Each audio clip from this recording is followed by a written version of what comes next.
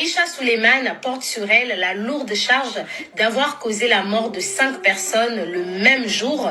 Il s'agit de l'histoire du bouillon pimenté, encore appelé pepper soup, au Nigeria, cuisiné par une ex qui n'avait pas du tout digéré la rupture. Cette histoire fait actuellement la une des journaux au Nigeria. Ça vient nous rappeler à quel point il est dangereux de garder l'amitié avec un ex.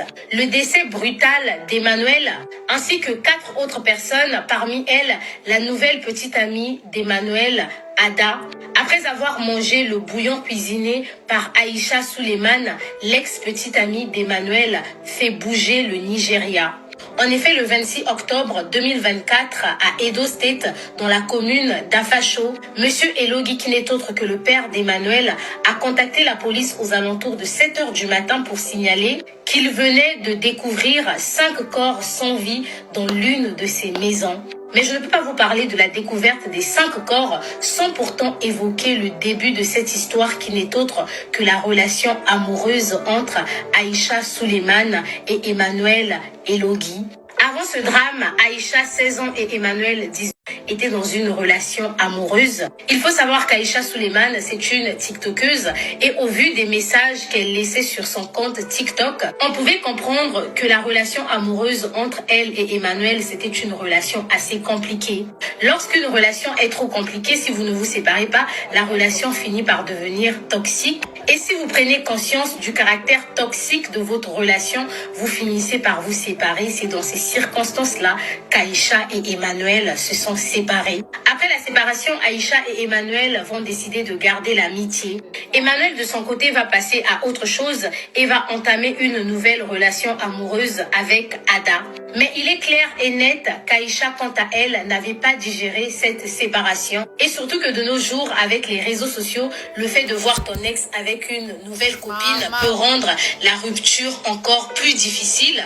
Aïcha a commencé à laisser des statuts visés du style « Si tu me souhaites du mal, ils vont pleurer dans ta maison et ça sera les larmes de tristesse. » Et ces statuts-là, les gens vont le comprendre plus tard, après le décès d'Emmanuel et les 4 autres personnes. Aïcha est allée plus loin dans ses publications concernant sa relation amoureuse et cette publication, c'était la dernière. Dans cette publication, elle disait « C'est abusé comment une relation amoureuse peut créer des insécurités en vous, peut vous faire pleurer toutes les nuits, vous rendre accro jusqu'à perdre votre concentration. Vous vous retrouvez dans un amour qui est faux avec de fausses promesses et du mensonge. De toute façon, si tu es dans une telle relation, je te souhaite une bonne chance. Assure-toi seulement que ça en vaut la peine d'endurer tout ce stress pour l'amour de ta vie. » Au vu de ces publications, on peut comprendre qu'Aïcha a du mal à avancer et elle a toujours les sentiments pour Emmanuel. Et lorsque Emmanuel va avoir un accident, étant donné que les deux avaient gardé l'amitié, au vu de cette situation, Aïcha va alors décider d'aller rendre visite à Emmanuel pour lui apporter son soutien. Et comme de coutume, on ne va pas rendre visite à un malade les mains vides. Aïcha va préparer à Emmanuel un bouillon de poisson-chat avec du piment. C'est généralement le genre de soupe qu'on ramène à une personne malade dans certains pays africains. Vous savez que lorsqu'une personne sort de l'hôpital à cause des médicaments, la personne perd le goût. Donc un bouillon pimenté peut vraiment lui redonner l'appétit. Et même chez nous au Congo, on le fait. À la place du piment, on peut ajouter la mangue. Ce côté aigre de la mangue peut redonner le goût à la langue. Aïcha va visiter Emmanuel avec cette soupe et après avoir laissé la nourriture, elle va rentrer tranquillement chez elle. Tout juste après le départ d'Aïcha, Emmanuel va recevoir 4 autres personnes, parmi elles son frère Nouroudim, sa nouvelle petite amie Ada. Ces 2 amis qui sont également de la même famille, Samuel et Jeffrey Ayegwalo. Et à 5, ils vont déguster le bouillon de pepper soup cuisiné par Aïcha. Je ne sais pas si Ada savait que c'était l'ex-copine qui avait cuisiné. Vous savez que les garçons ne disent pas souvent la vérité, donc c'est pas sûr qu'elle a été avertie. Il est clair qu'après avoir mangé, Ada n'est plus rentrée chez elle et les 3 autres garçons aussi ne sont pas rentrés, étant donné que c'est le lendemain matin que le père va venir faire la découverte macabre. Le lendemain matin, le père d'Emmanuel, sachant que son fils était malade et venait de sortir de l'hôpital, va venir dans la maison d'Emmanuel, qui sûrement se trouve dans la parcelle familiale pour vérifier et avoir des nouvelles de son fils. Et selon le communiqué officiel de la police d'Edo State, ouvrant la porte, il va tomber sur un premier corps, le corps de Nurudim. Jusque-là, il ne comprend absolument rien.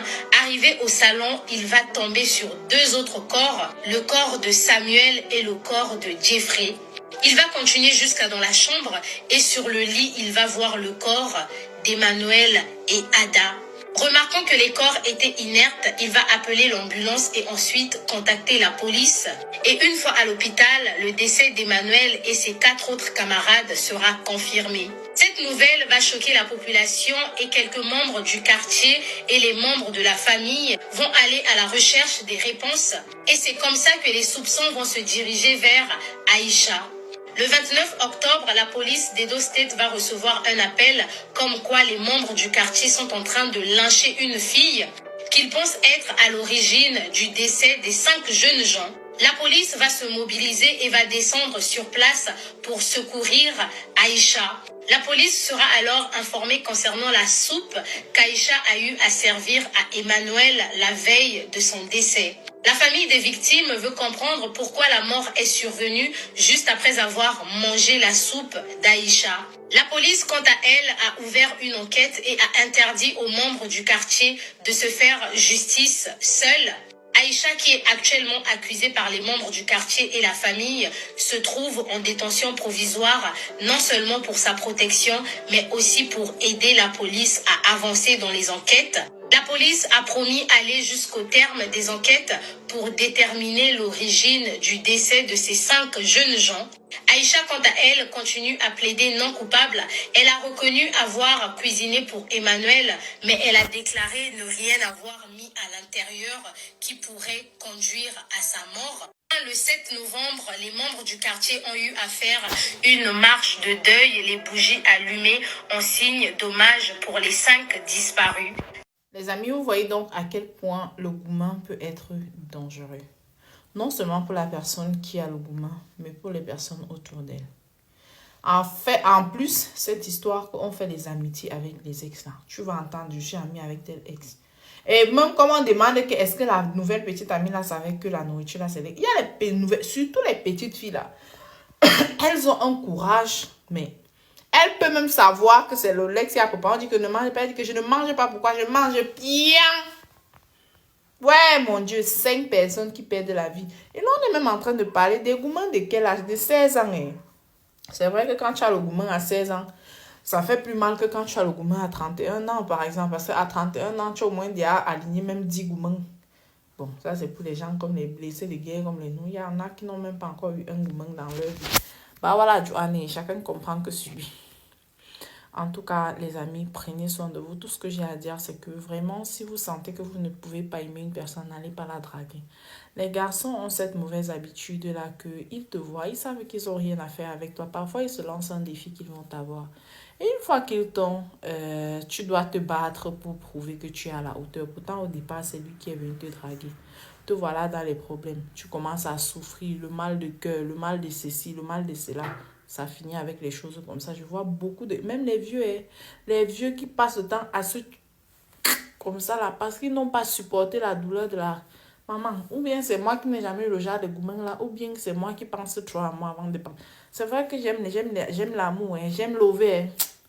Mais ma vie est quand même importante pour moi plus que le lovage et la tarte.